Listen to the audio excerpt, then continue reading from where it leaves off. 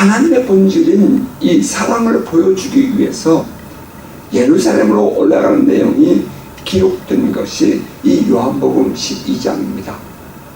11장은 죽은 나사로를 살린 장이죠. 그 12장에 가면 이제 예수께서 나귀를 타고, 그러니까 베다니 마리아의 집에서 마리아가 머리털로 그 향유를 부은 이후에 머리털로 발을 씻어주는 그 장례식 준비가 있고요. 그리고 이제 나귀를 타고 예루살렘에 입성하신 기록이 나와 있습니다. 그런데 그것이 단순히 거기서 끝나는 것이 아니라 그 예루살렘에 들어오신 예수를 거기에 이 명절의 예배에 참여하기 위하여 왔던 헬라인들이 그 예수를 만나고 싶어 한다는 거예요. 그 예수를 만나고 싶어 한다는 거기서부터 누가 헬라인이 이방인이 예수를 만나고 싶어 한다는 거기서부터 이제 예수님은 십자가의 죽음에 대한 설명을 하시게 됩니다.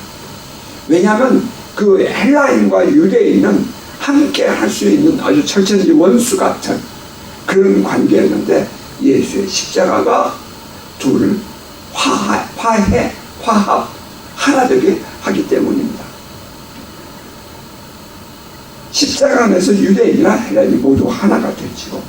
예수는 이 세상의 왕으로 드러나시는데 그것은 십자가에서 모든 죄인들을, 유대인들을 포함하죠.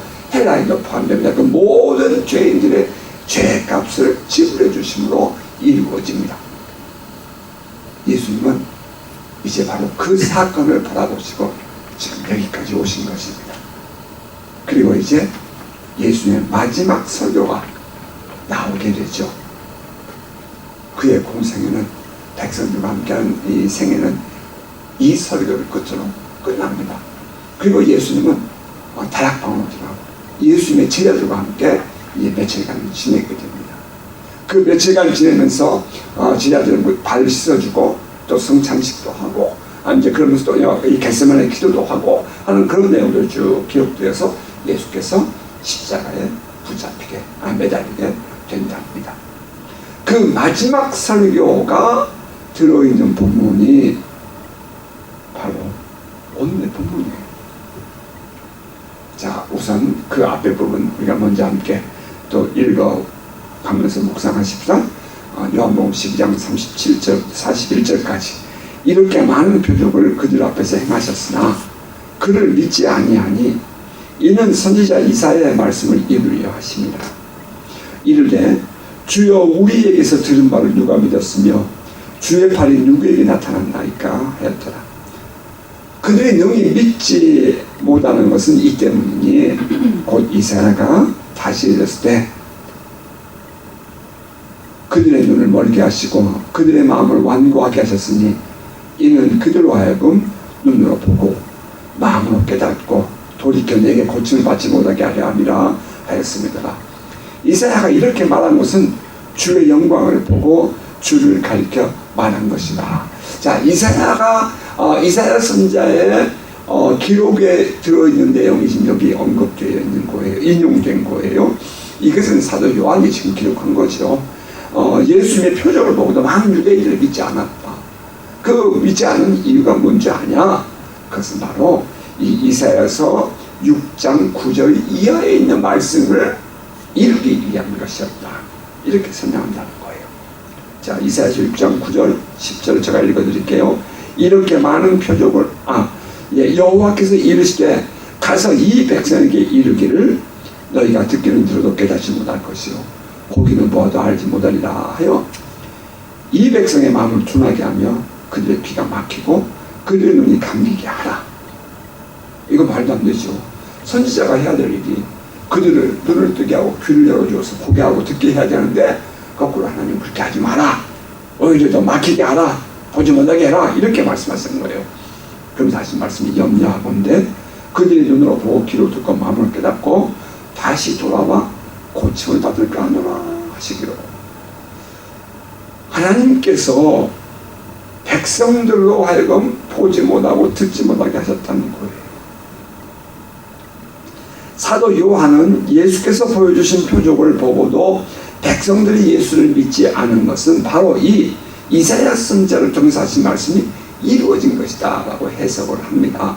들어도 듣지 못하고 보아도 보지 못하는 이스라엘 백성들, 마음이 둔하고 귀가 막히고 눈이 감긴 것은 하나님께서 그들로 하여금 그렇게 하셨기 때문이라는 것입니다. 놀라운 일이죠. 선지자가 묻습니다. 이사야 선지자가 물어요. 하나님께 언제까지입니까? 그랬더니 하나님께서 말씀하시기를 이 땅과 모든 집이 다 황폐하게 될 때까지다. 이제 이스라엘 백성들이 그렇게 해서 바벨론을 포로로 끌려가잖아요. 그 땅은 다 멸망하잖아요. 그때까지, 그들이 멸망할 때까지 이들의 마음이 완고하여서 하나님을 받아줄 수 없도록 하나님 그렇게 그들을 못 보게 하겠다, 못 두게 하겠다 라고 했다는 거예요. 그 하나님의 징계가 임하게 하신다는 거죠. 하나님은 그 땅의 모든 사람들을 멀리 옮기시겠다 이렇게 말씀하셨어요. 하나님께서 그들이 완전히 멸망하기까지, 참 가슴 아픈 일이에요. 이 말씀을 묵상하고 있으면. 하지만 하나님께서 그들이 완전히 멸망하기까지 그들의 눈을 어둡게 하고 귀가 막히게 하신다는 말씀은 참 받아들이기 쉽지는 않습니다. 그게 사실이에요. 그럼에도 불구하고 하나님은 완전히 그 땅과 백성들을 황폐할 때까지 그들을 보지 못하게 하겠다 하신다는 것입니다. 그런데 참 그럼에도 불구하고 그 말씀을 쭉 굉장히 이사야서 6장을 묵상하다 보면 뭐라고 말씀하시냐면 그 중에 10분의 1이 아직 남아있을지라도 이것도 황폐하게 될 것이다 이렇게 말씀하셔요. 그러나 밤나무와 상수의 나무가 배임을 당하여도 그 그루터기에 남아있는 것 같이 거룩한 씨가 이 땅에 그루터기니라 하시더라 라고 되어 있다는 거죠. 그루터기, 거룩한 씨, 여기에 하나님은 희망을 가지고 계셨습니다. 그 땅의 모든 백성을 다 쓸어버려도 그 속에 거룩한 씨 남은 자가 있다는 거예요. 붙들려가는 이 바벨 유수 생활에서도 그렇고요, 그 땅에도 그렇고요, 그 거룩한 씨, 그 거룩한 씨, 그 그루터기가 하나님의 희망이라는 것입니다. 사람들이 바라볼 때는 다 멸망했죠. 다 망한 이스라엘이죠. 유대입니다. 하지만 하나님은 그런 일이 없고 그 속에서 희망의 씨를 보고 계시다는 거예요. 여기에 우리들의 마지막 희망도 있는 것 아니겠습니까? 예수께서 수없는 표적을 보여주시며 예수께서 이 땅에 오신 그리스도라고 말씀하셨습니다. 그러나 여전히 유대인들은 그분을 거부합니다. 이는 하나님께서 그들의 눈을 멀게 하시고 그들의 귀를 막히게 하셨기 때문이라고 요한은 말하였습니다. 이유는 그들이 하나님을 여전히 거부하고 있기 때문입니다. 놀라운 일이에요. 이제 이것을 사도 바울의 편을 빌려서 로마서를 인용하면 유대인들이 하나님의 선택이 유대인들을 선택했는데 유대인들이 하나님을 버림으로 말미암아 하나님의 구원의 복음이 이방인에게 넘어갔다라고 설명을 하거든요.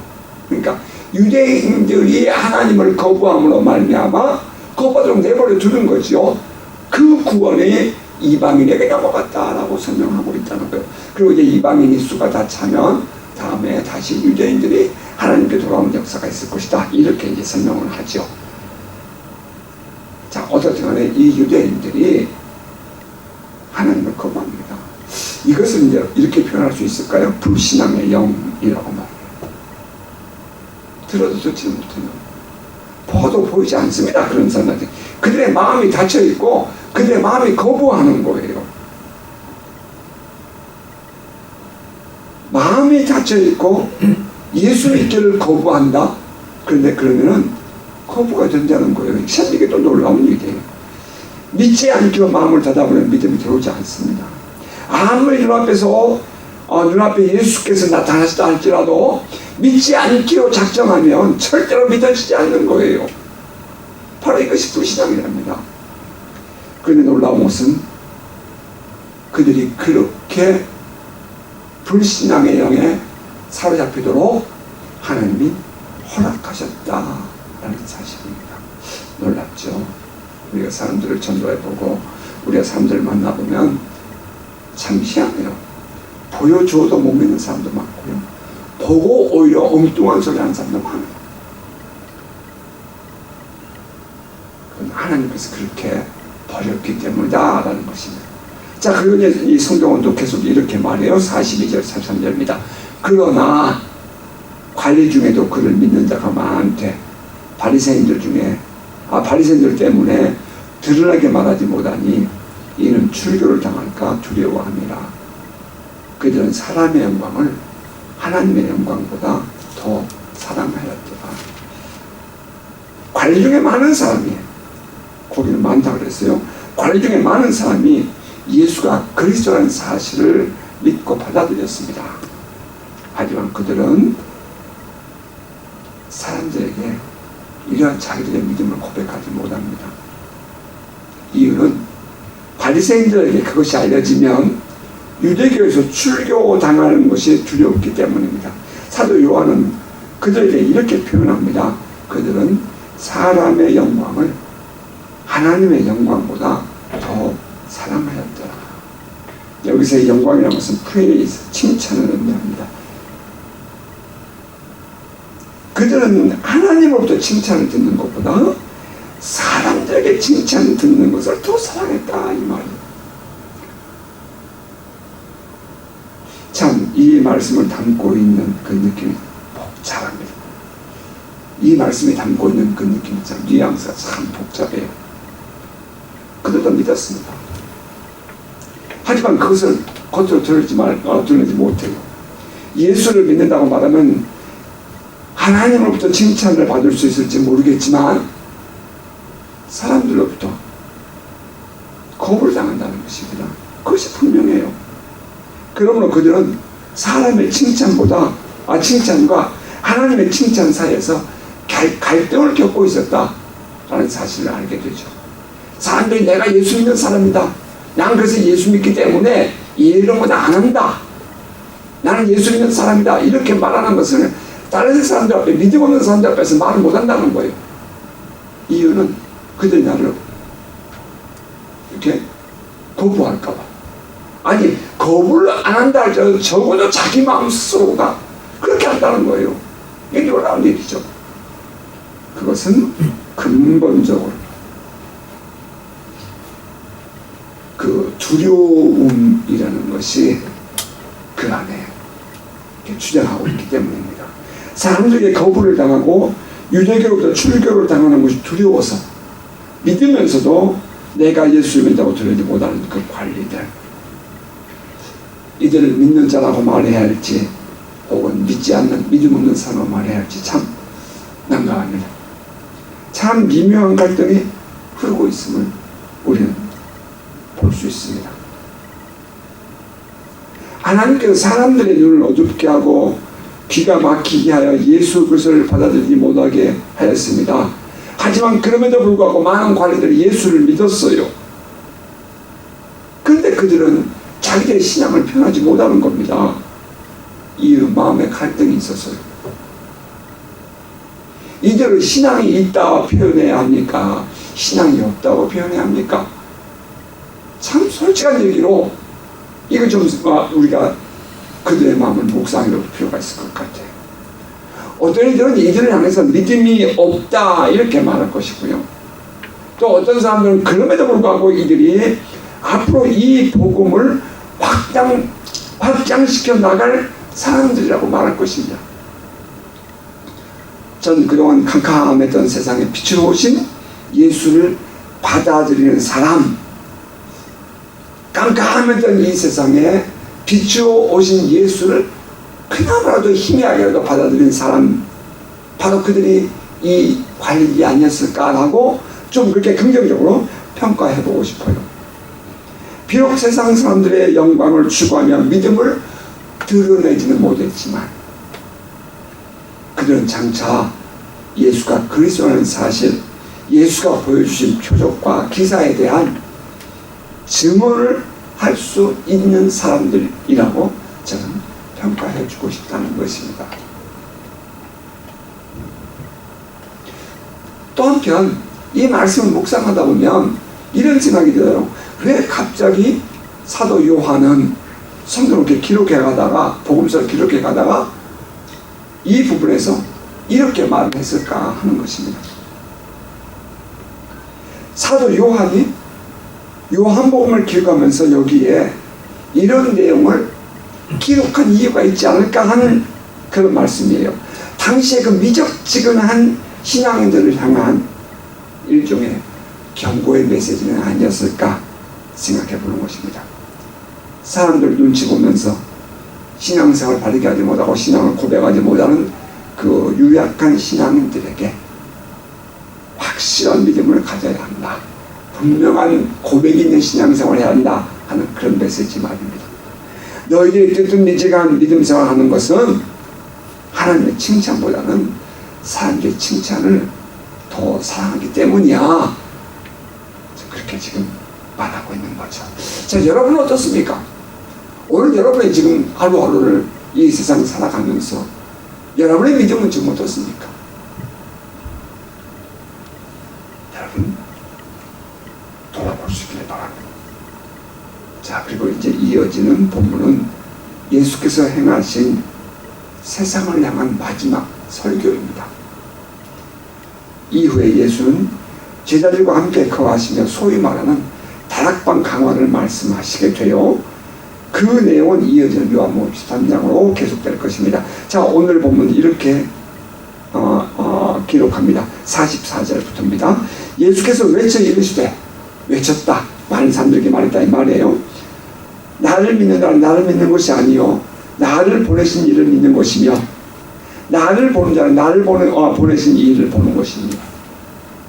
나는 빛으로 세상에 왔나니 무릇 나를 믿는 자로 어둠에 거하지 않게 하려 함이로라. 사람이 내 말을 듣고 지키지 아니할지라도 내가 그를 심판하지 아니하노라. 내가 무슨 세상을 심판하려 함이 아니요 세상을 구원하려 함이로라. 나를 저버리고 내 말을 받지 아니한 자를 심판할 리가 있으니 곧 내가 한 그 말이 마지막 날에 그를 심판하리라. 내가 내 자유로 말한 것이 아니요 나를 보내신 아버지께서 내가 말할 것과 이룰 것을 친히 명령하여 주었으니 나는 그의 명령이 영생인 줄 아노라. 그러므로 내가 이르는 것은 내 아버지께서 내게 말씀하신 그대로니라 하시니라. 자, 이 내용 크게 예수께서 세 가지로 이렇게 말씀하십니다. 하나는 나를 믿는 자는 나를 믿는 것이 아니라 나를 보내신 하나님을 믿는 것이다 말씀하신 것입니다. 나를 보는 사람은 나를 보는 것이 아니라 나를 보내신 하나님을 보는 것이다. 또 이렇게 말씀하시는 거예요. 이 예수의 말씀을 듣는 사람들은 이미 이 하나님이라는 신앙의 대상을 알고 있었죠. 그러니까 나를 너희들이 보고 있고 나를 믿는 것은 너희들이 나를 보내신 이를 믿는 거야. 나를 보내신 이가 누구야? 하나님 아니냐? 이제 그런 말이죠. 살아계신 하나님 여호와, 그분은 어떤 분일까라는 데에 대해서 그들은 늘 마음이 있었을 겁니다. 저는 아직도 그 유대인들이 가지고 있는 하나님에 대한 이해, 여호와 하나님에 대한 그들의 생각이 솔직히 궁금합니다. 그래서 유대인들이 가진 그 여호와 하나님에 대한 생각을 좀 듣고 싶어서, 알아보고 싶어서 여기저기 사람들을 만나서 대화를 해보고 또 질문도 해보았습니다. 하지만 시원하게 답을 해주는 사람이 없었어요. 한 번은 비행기 안에서 이스라엘 출신 사람을 만났어요. 호주에서 뉴질랜드로 온 비행기였습니다. 바로 옆 좌석에 나는 기독교 크리스찬 파스터다 이 얘기를 했어요. 그리고 내가 물었어요. 그때 자기는 유대인이랍니다. 아, 그러냐? 그럼 너가 알고 있는 하나님에 대해서 설명 좀 해주라. 그건 좀 소중한 얘기로 좀 뾰족하지가 않았어요. 제가 듣게. 예수는 이렇게 말씀하십니다. 나를 보면 하나님이 보인다. 우리는 예수를 보면서 하나님을 볼 수 있어야 합니다. 예수 안에서 하나님의 임재를 볼 수 있어야 하고, 예수 안에서 하나님의 능력과 그 하나님의 존재를 볼 수 있어야 합니다. 여호와 하나님을 만나는 길, 여호와 하나님께 나아가는 길은 오직 예수 그리스도밖에 없습니다. 따라서 예수를 믿는 것이 곧 하나님을 믿는 것이고, 예수를 보면 하나님을 보는 것입니다. 예수는 이렇게 표현했어요. 나를 믿는 자는 나를 믿는 것이 아니요 나를 보내신 이를 믿는 것이며, 나를 보내신 이가 누구예요? 하나님이죠. 나를 보는 자는 나를 보내신 이 곧 하나님을 보는 것이니라, 이렇게 말했다는 거예요. 이 말을 담고 있는 예수의 마음은 나는 하나님께로부터 보내심을 받은 자, 곧 메시아 그리스도라는 말을 하고 싶었던 것입니다. 나는 하나님께로부터 보냄을 받은 자이다. 구약부터 쭉 예언되어진 이야기죠. 하나님께로부터 보냄받은 자가 누구죠? 메시아라는 거죠. 메시아가 하나님께로부터 우리에게 와서 우리를 구원하시리라. 그것이 유대인들이 기다리는 전승이거든요. 그런데 예수께서 내가 바로 그 하나님의 보내심을 받은 자다, 이렇게 말하고 있다는 것입니다. 자, 여기서 삼위일체를 해석하는 원리가 나오는데요. 보냄을 받은 자와 보내는 자는 동일한 분이다. 그런 원리입니다. 자, 이 부분은 다음에 기회가 오면 우리가 함께 또 묵상할 기회가 올 것입니다. 자, 우리는 요한복음 강해의 서론에서 이미 우리가 함께 보았던 것처럼 요한복음은 예수를 보고 있으면 하나님을 보여준다는 내용이 여러분에게 설명을 드린 바가 있는데, 바로 그 내용이 오늘 이 부분에 간략하게 기록되어 있는 것입니다. 독수리복음이라 했죠. 예수를 보고 있으면 하나님이 보인다 하는 것입니다. 예수를 믿으면 하나님이 정확하게 믿어집니다. 자, 그리고 이제 예수님의 이 설교의 두 번째 내용은, 예수께서 하신 그 설교의 내용은 예수는 세상에 빛을 주러 오셨다 하는 것입니다. 나는 빛으로 세상에 왔나니 무릇 나를 믿는 자로 어둠에 거하지 않게 하려 함이로라. 지금 예수의 마지막 설교예요, 공생에. 그 마지막 설교에서 그 중요한 자리에서 예수께서 하신 말씀이에요. 이 세상은 어둠이 왕노릇하는 곳이라는 것입니다. 사단이 죄악으로 말미암은 죽음의 권세를 틀어잡고 세상에서 왕노릇하고 있다, 이 말이에요. 이 어두운 세상이라는 것이 그 천재라는 거죠. 사단이 왕노릇하고 있는 곳이라는 것입니다. 바로 그 어두운 곳에 예수께서 빛으로 오셨습니다. 이것은 이 세상에 하나님의 나라를 가져오셨다 하는 그 말이 될 것입니다. 빛이 오면 어둠은 물러가죠. 하나님의 통치가 드러나면 사단의 통치는 물러갈 것입니다. 그 하나님의 통치를 가져오신 분, 왕으로 오신 분이 누구예요? 바로 예수라는 겁니다. 자, 그렇게 되면 이제 어두운 나라에서 왕으로 타는 사단 마귀는 빛으로 오신 하나님 나라의 왕으로 오신 예수 앞에서 물러가게 되는 것입니다. 그 영적 싸움이 언제 일어났다 했죠?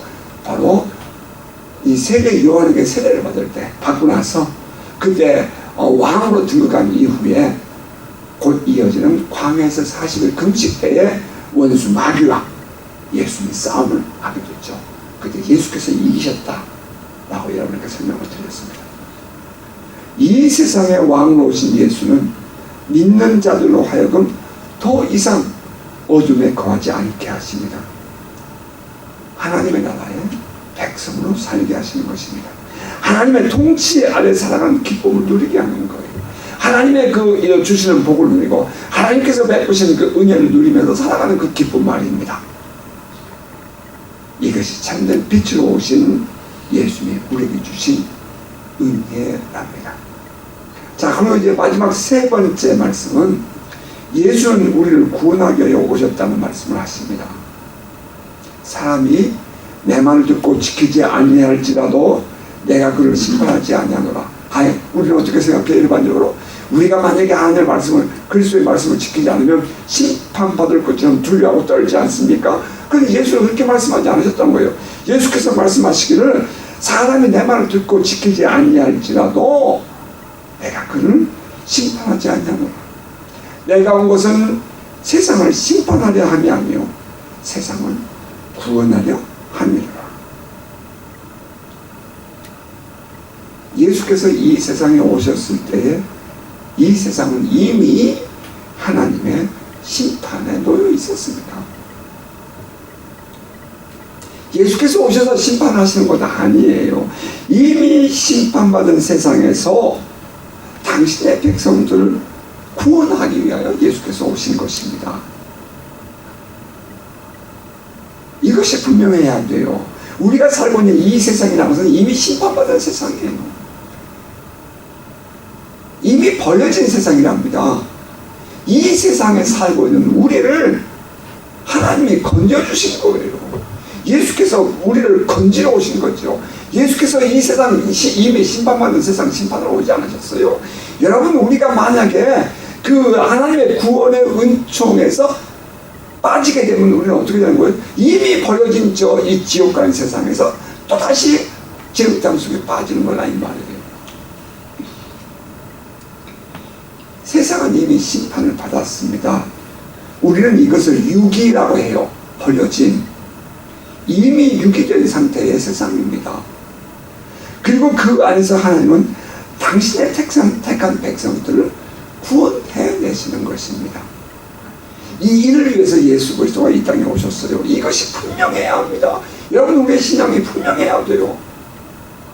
우리가 예수를 믿지 않아서 심판받는 것이 아니에요. 우리는 이미 심판받은 사람들입니다. 그런데 예수께서 십자가에 못 박혀 죽으심으로 우리의 죄값을 대신 지불해 주셔서 우리가 구원받을 수 있는 길을 열어주신 것입니다. 이게 놀라운 의미잖아요.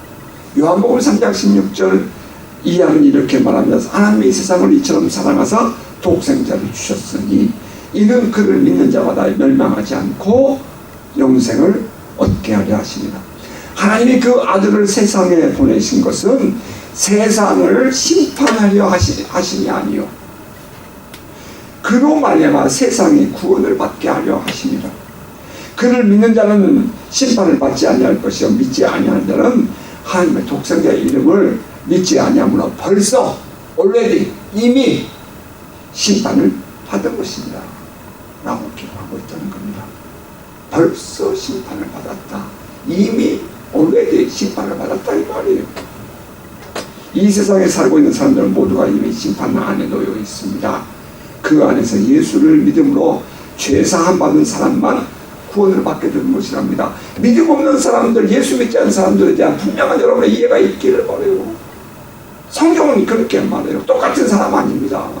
우리가 똑같이 살아가는 것 아니에요. 여러분, 이거 분명해요. 하나님이 우리를 구원하셨다는 것은 바로 우리가 세상에 발을 딛고 있다고 해서 저들과 똑같은 존재가 아니라는 것입니다.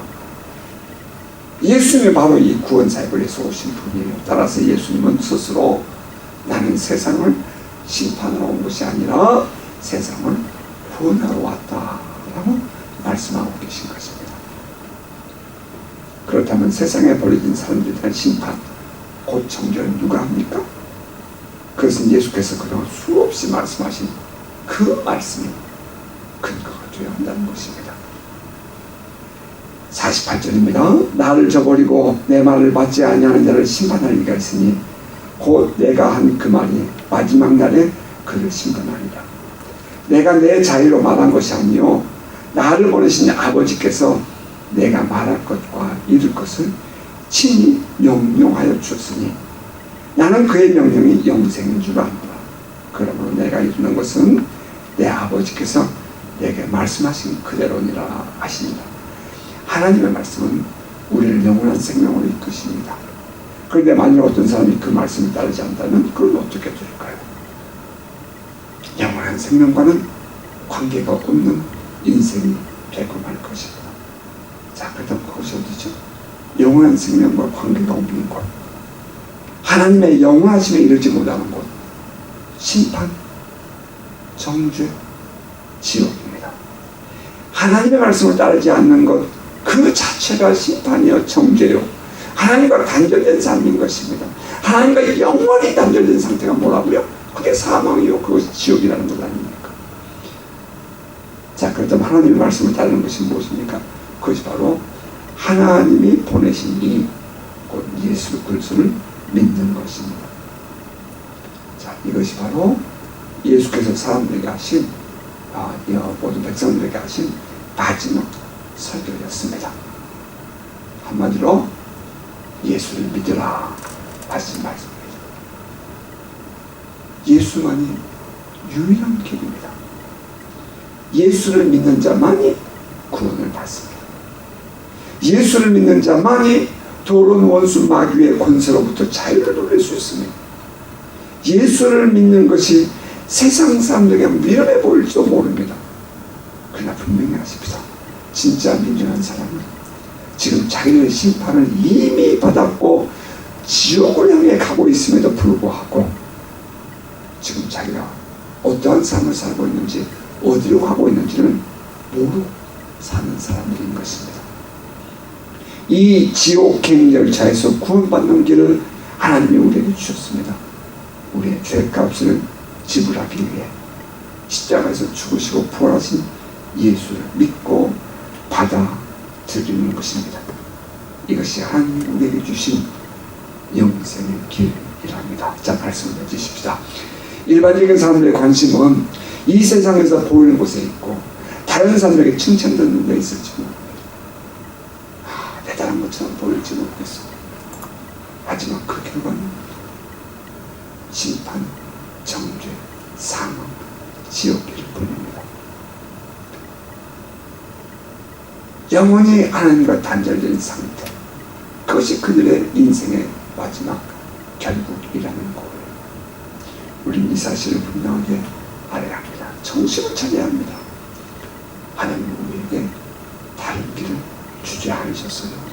오직 한 길, 예수 그리스도를 통하여 죄사함 받는 그것을 믿는 그 믿음의 길을 받게 허락하지 않았습니다. 자, 여러분을 초청합니다. 예수 그리스도를 나의 주로, 나를 구원하신 영원하신 나의 주인으로 진정으로 영접하시기 바랍니다. 그리고 앞으로 계속해서 예수를 바라보고 흔들리지 않는 믿음으로 살아가시기 바랍니다. 하나님 아버지께서 우리의 삶을 동행하시며 가장 선한 길로 우리를 인도하실 것입니다. 이것을 믿으십니까? 아멘.